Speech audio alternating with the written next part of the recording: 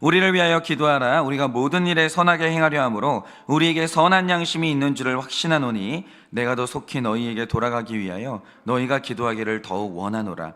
양들의 큰 목자이신 우리 주 예수를 영원한 언약의 피로 죽은 자 가운데서 이끌어내신 평강의 하나님이 모든 선한 일에 너희를 온전하게 하사 자기 뜻을 행하게 하시고 그 앞에 즐거운 것을 예수 그리스도로 말미암아 우리 가운데서 이루시기를 원하노라. 영광이 그에게 세세 무궁토록 있을지어다. 아멘. 형제들아, 내가 너희를 권하노니 권면의 말을 용납하라. 내가 간단히 너희에게 썼느니라. 우리 형제 디모데가 놓인 것을 너희가 알라. 그가 속히 오면 내가 그와 함께 가서 너희를 보리라. 다 같이 너희를 인도하는 자들과 미 모든 성도들에게 문안하라. 이달리아에서 온 자들도 너희에게 문안하느니라. 다 같이 읽겠습니다. 은혜가 너희 모든 사람에게 있을지어다. 아멘. 기도하겠습니다. 주님, 우리가 늘 은혜를 말합니다. 그런데 주님, 우리는 은혜의 뜻이 무엇인지를 전혀 모릅니다. 정말 우리의 노력으로 얻어내는 것이 은혜가 아니고 우리가 잘나서 가지고 있는 것도 은혜가 아닙니다. 우리는 가진 것도 없고 아무것도 할 수 없기 때문에 그래서 받아야 되는 것이 은혜입니다. 주님, 오늘 우리가 은혜로 살고 있습니까? 은혜 없이는 살지 못한다는 것을 인정하고 있습니까? 주님, 이 아침에 우리 모두가 다 너무나도 연약한 나 자신을 깨닫게 하여 주시고 오늘 하나님께서 우리에게 주신 그 은혜를 기쁨으로 받아 누리는 우리가 될 수 있도록 하나님께서 이 아침에 우리를 만나 주시옵소서. 주님, 말씀하시면 듣겠습니다. 말씀하여 주시옵소서. 예수님의 이름으로 기도드립니다. 아멘. 네, 오늘은 우리가 히브리서를 묵상하는 이제 마지막 날인데요. 여러분이 지금까지 히브리서를 묵상하시는 동안 이제 뭘 깨닫고 뭘 느끼셨는지 모르겠습니다. 그러니까 아마도 이제 다양한 분들이 묵상하셨으니까 뭐 다양한 깨달음도 있었을 것이고요. 다양한 감정도 느끼셨을 것 같은데, 제가 지금 히브리서를 묵상하면서 하나 좀 약간 특이하게 경험한 게 있습니다. 그게 뭐냐? 제가 이제 어떤 본문을 가지고 큐티를 해도요, 늘 질문을 받습니다. 그런데 히브리서를 묵상할 때는 유독 많은 질문을 받았던 것 같아요. 그러니까 이제 성도님들이 히브리서를 묵상하면서 약간 혼란을 느끼고 있다는 걸 제가 이제 묵상하는 내내 이제 알게 된 거죠. 그러면 우리가 느꼈던 혼란이 뭐겠습니까? 일단 우리가 이제 성경을 보면요, 전혀 다른 성격처럼 보이는 두 가지의 어떤 이제 메시지가 존재를 하는데, 성경에는요, 우리의 구원을 확신하게 하는 언약의 말씀들이 있습니다. 예를 들어서 이사야 41장 10절에는 이런 말씀이 기록되어 있습니다.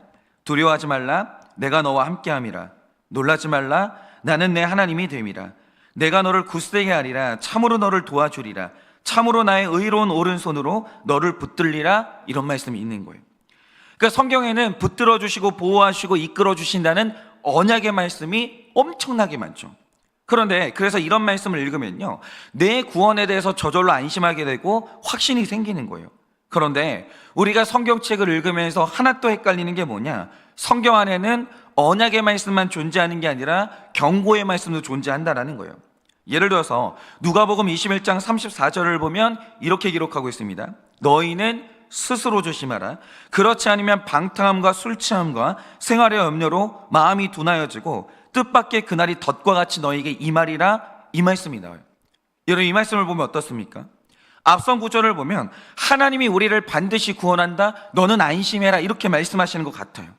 그런데 뒤에 있는 말씀을 보면요, 구원이 내 노력에 달린 것 같아요. 네가 오늘 술 마시고 방탕하고 네가 취해 있으면 오늘 너는 언제든지 넘어질 수 있다, 흘러 떠내려갈 수 있다, 이렇게 말하는 것 같은 거예요. 그런데 이 신약 성경 안에서도요, 경고의 말씀이 가장 많이 등장하는 곳이 어디냐? 그게 히브리서 말씀이라는 거죠. 예를 들어서 히브리서 2장 1절 말씀을 보면 이런 말씀이 있습니다. 그러므로 우리는 들은 것에 더욱 유념함으로 우리가 흘러 떠내려가지 않도록 함이 마땅하니라. 이렇게 말해요. 흘러 떠내려갈 수 있대요. 3절은 이렇게 말합니다. 우리가 이같이 큰 구원을 등한히 여기면 어찌 그 보응을 피하리요? 이렇게 말씀하십니다. 내가 받은 구원을 무시하는 사람은 반드시 보응이 임한다라는 거예요. 그러니까 헷갈리는 게 이런 거죠. 우리가 로마서 말씀을 묵상할 때 늘 들었던 말씀이 뭡니까? 한 번 하나님께 택함 받은 사람은 절대로 구원이 취소될 수가 없고, 심지어 로마서 8장 39절이 선언하는 것처럼 어떤 피조물이라도 우리를 우리 주 그리스도 예수 안에 있는 하나님의 사랑에서는 결단코 끊을 수 없다라고 얘기를 했어요. 그런데 이 말씀을 묵상하다가 히브리서로 딱 넘어오니까 하는 말이 뭡니까? 너는 언제든지 흘러 떠내려갈 수 있다는 거예요. 네가 받은 구원을 등한히 여기면 넌 언제든지 보응을 받을 수 있다는 거예요. 그러니까 이런 말씀을 읽으면 구원받은 너의 구원이 취소될 수 있다라고 말하는 것 같은 거예요. 그러니까 로마서를 묵상하다가 히브리서로 넘어온 분들은 이게 헷갈리는 거예요. 그런데 만약에 헷갈린다? 지금 큐티를 너무 잘하고 계시는 거예요. 이 말씀을 깊이 묵상하니까 이 혼란이 지금 오는 거예요. 그래서 오늘 우리의 질문은 이런 거죠. 로마서 말씀을 보면 구원의 확신을 가지라는 것 같아요. 히브리서 말씀을 보면 너의 구원은 확실하지 않다라고 말하는 것 같아요. 그래서 구원의 확신을 가지라는 거예요? 말라는 거예요? 한 번 받은 구원은 취소될 수 있다는 거예요? 없다는 거예요? 이게 헷갈리는 거죠. 그런데 이 히브리서가 많은 경고의 말씀을 쏟아낸 다음에 모든 말씀의 결론으로 히브리서 말씀이 오늘 말씀으로 결론을 내고 있거든요. 그런데 결국에 히브리서의 결론이 뭡니까? 오늘 말씀에서는 특별히 20절과 21절 말씀이 중요한데 이 말씀을 유심히 보세요. 일단 20절 말씀을 보시면요, 예수님이 언약을 따라 피 흘려 죽으셨고 다시 살아나셨다는 것을 기록해요. 그분의 구원의 일생을 기록하는 거죠. 그런데 이 예수님이 혼자 걷지 않았다라는 거예요. 죽음으로 가실 때도 부활로 오실 때도 그분을 이끄신 분이 있었다라고 하는데, 여기서 이끄셨다는 말의 뜻이 뭐냐면, 여러분 혹시 그 자동차 견인하는 그 장면 보신 적이 있으세요? 거길 보면 어떻게 되어 있냐면 쇠사슬이 있는데 이렇게 두꺼워요, 쇠사슬이. 근데 이 쇠사슬이 이렇게 두꺼운데 그 끝에 갈고리가 딱 있거든요. 그런데 이렇게 두꺼운 쇠줄을 이 갈고리로 이 뒤에 있는 차를 이렇게 걸어버리는 거예요. 끊어지지 않는 쇠줄로 걸어버리는 거, 딱 걸어버리는 거죠. 그리고 견고한 모양으로 끌고 가는 거, 이게 바로 이끄심이라는 거죠.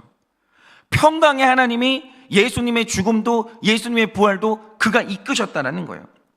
그러니까 이 말씀을 보면 하나님은 이끄시는 분인데 예수님은 순종함으로 따라가는 분이에요. 이 따라간다는 게 적극적으로 따라가는 게 아니에요. 끌려가는 거예요.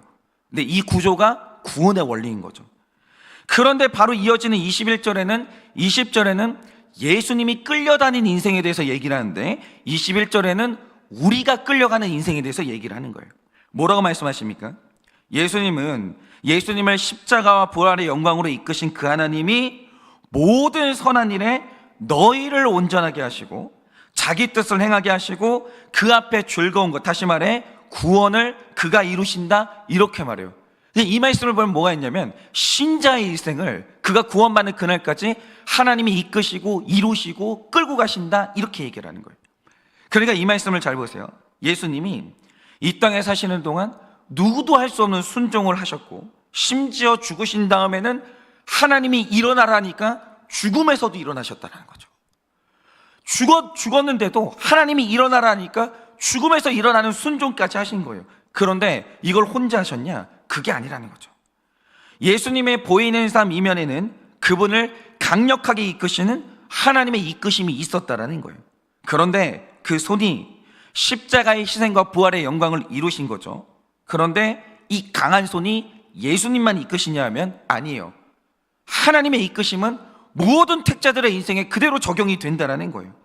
우리가 살아가는 날 동안 성화를 이룰 수 있도록 이끄시고 마침내 구원의 즐거운 날까지 그가 강력하게 이끄신다는 거죠.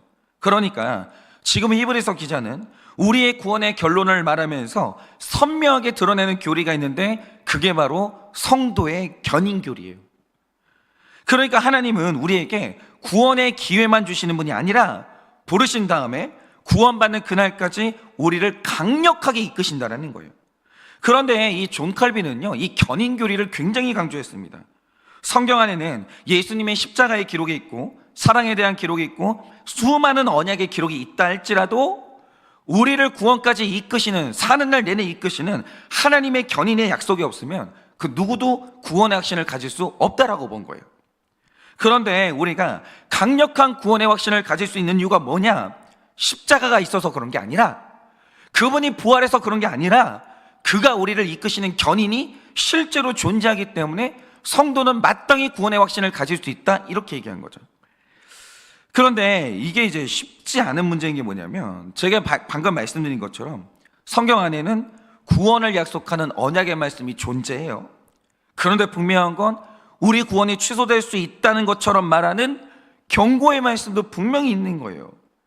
그런데 중요한 게 뭐냐면, 우리가 성경을 읽을 때 언약을 중심으로 보냐 경고를 중심으로 보냐에 따라 구원론이 완전히 달라지는 거예요.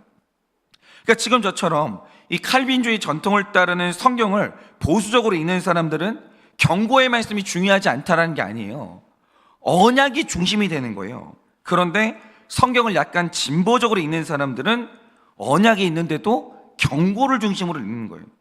예를 들어서 이제 기독교 역사에 알미니우스라는 사람이 있었는데, 이 사람이 대표적으로 행위구원을 외치는 사람이거든요. 말하자면 이런 겁니다. 하나님이 사람을 부르시고 선택할 때는 최초에는 은혜로 부르시는 게 맞다라는 거예요. 그런데 부름받은 이후에 이 받은 구원을 지켜내고 그 구원을 온전히 이루는 건 사람의 몫이라는 거예요. 그래서 최초에 구원받은 자라 할지라도, 교회로 인도받은 자라 할지라도 신앙생활 똑바로 못하고 구원을 우습게 여기면 구원에서 멀어질 수 있다는 거죠. 그러므로 신자는 구원의 확신을 가지면 안 된다고 봤어요. 알미니우스는 그렇게 본 거예요. 살아가는 날 내내 두렵고 떨림으로 구원을 소중하게 생각하고 구원을 위해서 애쓰면 그 사람이 구원받는다라고 본 거지, 절대로 구원에 대해서 안심하지 말라는 거예요. 구원의 확신 가지지 말라는 거예요. 그게 알미니우스의 주장이었어요. 그러니까 결국 이 알미니우스가 말하는 게 뭐냐면, 신앙생활을 시작하는 사람이 택자가 아니고 끝까지 지키는 사람이 택자라는 거예요. 그런데 이 알미니우스가 이런 말을 할 때는 이유도 있고 나름의 성경적인 근거도 있긴 했어요.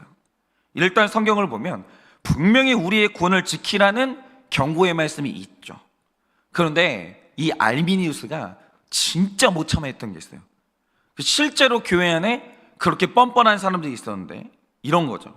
그래, 칼빈주의자들이 말하는 것처럼 한 번 받은 구원이 취소되지 않는다고 해보자. 그러면 어차피 나는 구원을 받는데 누가 거룩하게 살겠는가? 가만히 있어도 나는 천국으로 끌려가는데 무슨 신앙생활에 무슨 노력이 있겠는가? 근데 알미니우스가 어느 날 교회에서 실제로 그런 사람을 본 거예요. 와, 한 번 부름받은 사람은 끝까지 천국으로 끌려간다며 술 마시고 게으르고 방탕하게 살면서 아무 노력을 안 하는 거예요. 알미니우스가 그걸 보고 이 견인교리는 심각하게 문제가 있다고 느낀 거예요. 그러니까 구원의 확신이나 견인의 교리는 성도를 타락하게 만들고 영적으로 나태하게 만드는 악한 교리라고 본 거죠. 그래서 알미니우스는 이 성도의 견인교리, 그래서 성도들이 가지는 구원의 확신, 이거 죽는 날까지 인정하지 않았어요.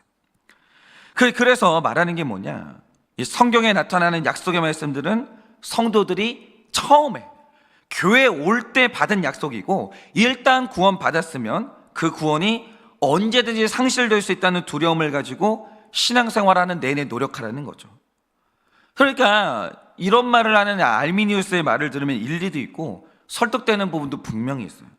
그런데 우리가 이런 주장도 중요하지만 일단 성경책을 중심에 놓고 더불어서 성경이 기록하고 있는 우리 신앙의 선배들의 일생을 쭉 보자 이거죠. 그냥 심플하게 우리 성경의 이 구원의 이 선조들의 인생을 한번 보자 이거죠. 만약 알미니우스의 주장대로 처음 부름받는 것은 은혜로 부름받는데 이후로 구원을 지키는 것은 우리의 노력에 달렸고 얼마든지 사람이 타락하면 구원이 취소될 수 있다, 이런 식으로 생각해 본다 이거죠. 그러면 우리 신앙의 선배들 중에 구원받을 수 있는 사람이 한 사람이라도 있었을까요? 일단 가장 먼저 이제 믿음의 조상이라는 아브라함을 생각해 보자 이거죠.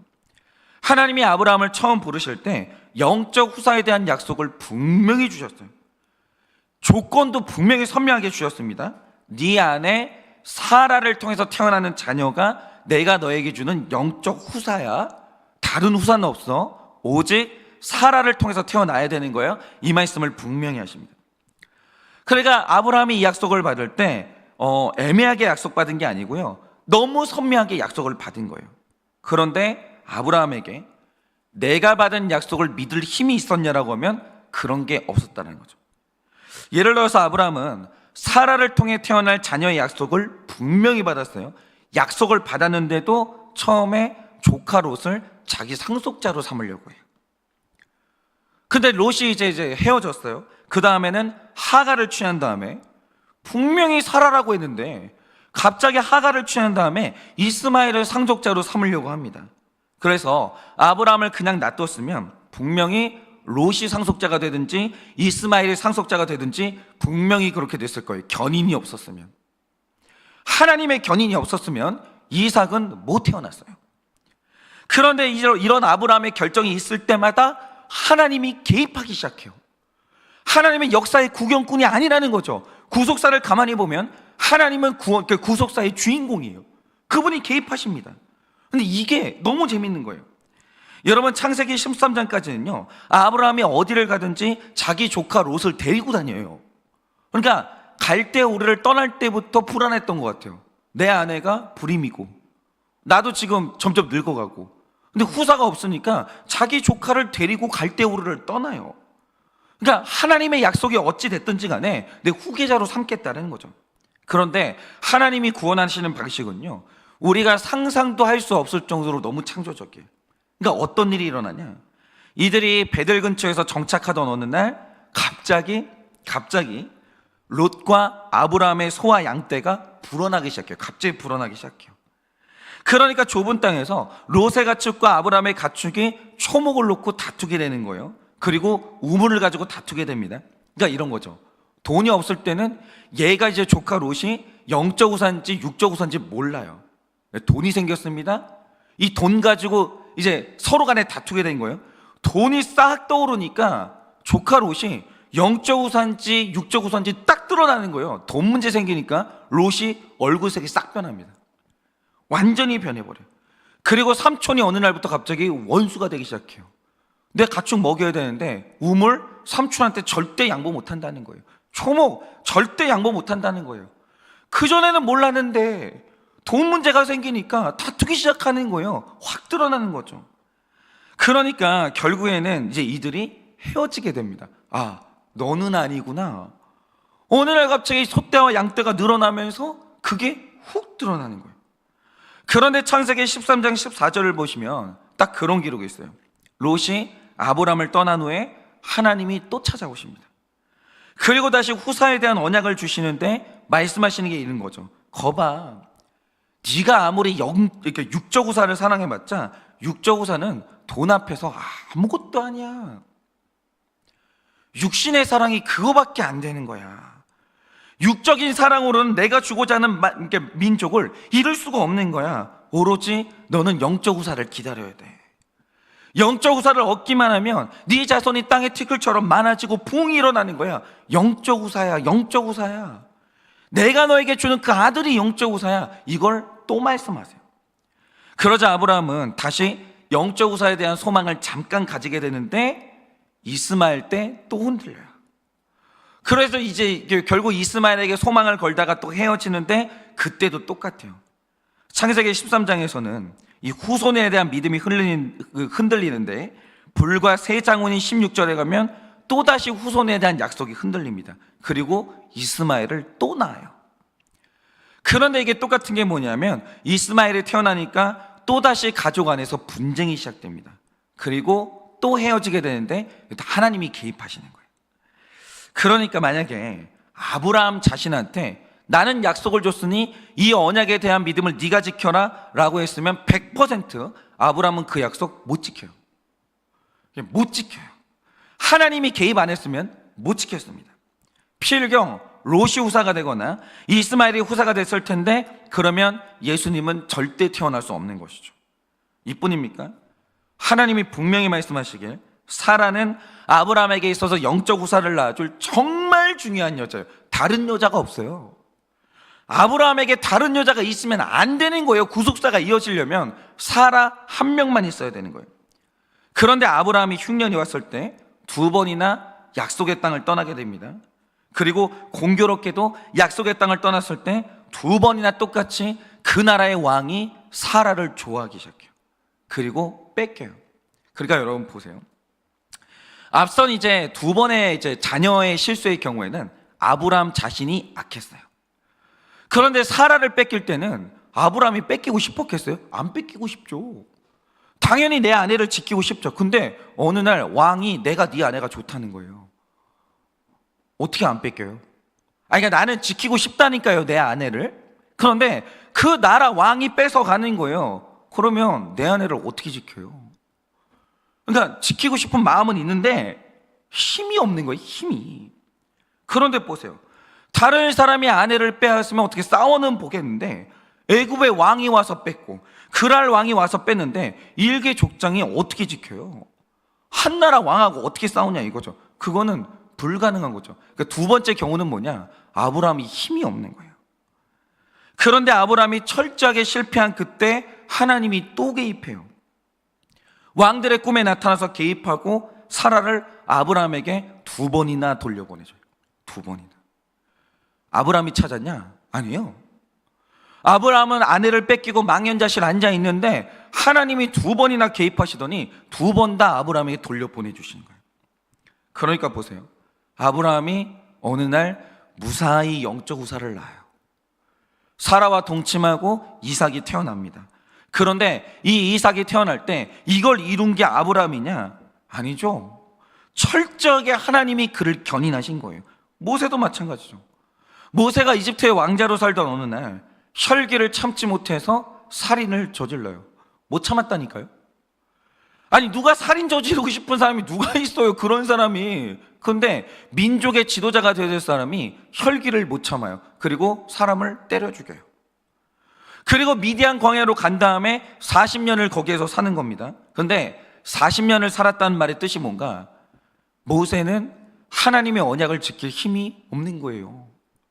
혈기도 못 참고 약속을 지킬 힘도 없고, 그래서 만약에 모세를 그냥 그대로 내버려 뒀으면 그냥 목자로 살다가 죽을 사람이에요. 살인자로 살다가 죽을 사람이죠. 그대로 흘려 떠내려 가는 거예요. 그런데 모세가 민족의 지도자가 됐어요. 어떻게 해요? 어떻게 해요? 모세가 하나님을 찾은 게 아니에요. 오늘 하나님이 40년 만에 모세에게 찾아오십니다. 아브라함아, 찾아오십니다. 아브라함은 또 못하겠대요. 나는 혀가 뻣뻣해서. 아니라고 할 수 있다고. 네가 못하겠으면 내가 아론을 붙여줄게. 설득하시는 거예요. 그리고 하나님이 그를 이끄시니까 그가 민족이 기다리고 있는 이집트로 돌아가는 겁니다. 그리고 이스라엘 백성들을 이끌고 광야로 들어갔을 때는 40년 내내 입히시고 먹이시고 재웠어요. 하나님이 이끄셨죠. 아니었으면 광야에서 다 때려 죽었어요. 모세는 죽었다 깨어나도 자기 믿음을 지킬 힘이 없다라니까요. 그러니까 여러분, 길고 복잡하게 말할 필요도 없어요. 그냥 우리 신앙의 선배들, 지금도 유대인들이 가장 위대한 선제라고 보는 그 모세의 인생만 보자 이거죠. 그들이 스스로 구원을 이뤘습니까? 그거 지킬 힘이 그들 안에 있어요? 없어요. 없어요. 아무도 없는 거예요. 그럼 저는 오늘 한일교회를 이끌고 있는데 이끈다라고 해보죠. 그럼 내가 내 믿음 지킬 신앙은 있어요? 죄송한데 없습니다. 서로 간에 그런 거 기대하지 말자고요. 그러니까 하나님이 여러분의 삶을 이끌어 주실 것을 저도 믿는 거고, 제 인생을 하나님이 이끌어 주실 줄 하나님을 믿는 거지, 서로 안에 우리 목사님은 그럴 분이 아니야, 우리 장로님은, 우리 집사님은 그럴 분이 아니야, 서로 간에 그런 인본적인 기대감을 가지지 말라라는 거예요. 여러분, 사람은 믿음의 대상이 아니에요. 사랑의 대상이지. 그러니까 하나님이 믿음을 주셨으니 그걸 지킬 힘이 사람에게 있냐? 없다고요. 모든 사람은 그냥 그대로 두면 세상으로 흘러 떠내려가서 멸망에 이를 수밖에 없는 연약한 존재들이라 이거죠. 그런데 우리가 오늘도 무사히 구원받는 이유가 뭡니까? 우리를 구원으로 이끄시는 하나님의 견인이 실제로 존재하기 때문에. 실제로 존재해요. 하나님이 우리를 구원으로 견인하실 때 그 중요한 방식이 뭐냐?